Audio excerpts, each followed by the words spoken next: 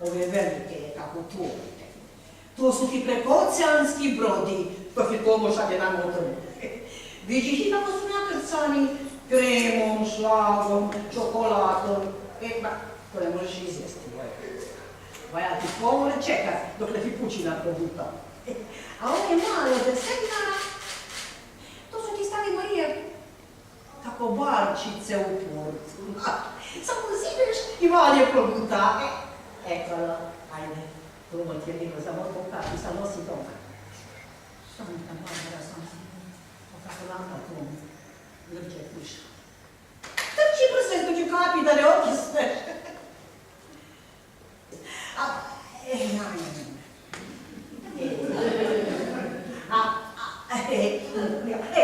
A spominjete se moga pokojnoga nona, jurista.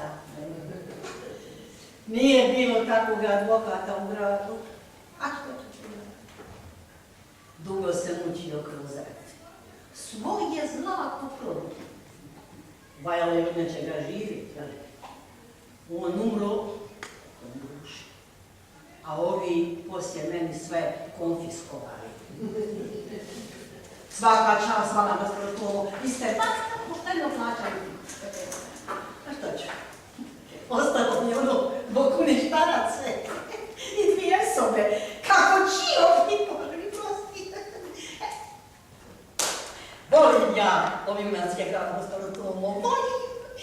Volim da mi je život i fortuna i speranca. Ono naš, kad smo bacili ispore, čeli smo joj najprvo premjestiti uspjet. Pa sam ja rekla, neću ići živjeti među Madrije. Ne drljam se niđe iz očega našega grada, ne denjem. Pa, kada je? Nije se auto mislila serija, jeli, i Madrili su čekali. Ma, ljutosko, neka me bacu vanka, neka ne ona kupi čaj iz grada. Oj, dječku, kad sva čaja od svijeta, to ljudi kak meni. Evo, stavimo rezervi. Engleska krajica. Danska krajica, majka. Pa onda oni etiopijanski car, Haile Selassie. Pa onda oni crnac, pa oni azijat. Čekaj. Tukaj mogu.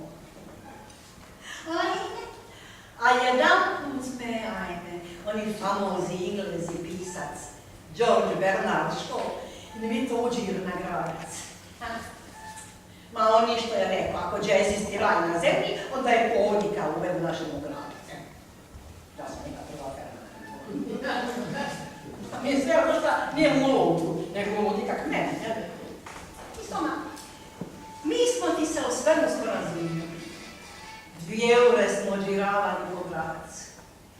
Kada sam možda uspjeti, že bi ja uspjeti pogledati neki tako pametan čovjek, da s njime se porazgovoriti i iznijet mu kako svoju opiniju, jel? On je govorio Englezo, ja pa me našao. Na sve